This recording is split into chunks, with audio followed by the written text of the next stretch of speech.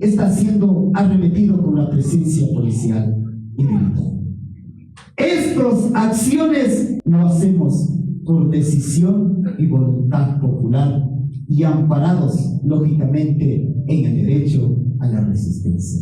Señoras y señores, de nuestra parte, hacemos también un llamado al resto de la población a que vayamos a los transportistas, a los trabajadores, a los estudiantes, a todos los gremios que conllevan la lucha social para defender los derechos de toda la sociedad empobrecida en el país. Muchísimas gracias, estimados medios de comunicación. Una excelente noche y que viva la Chicalca Física. ¡Que viva el paro!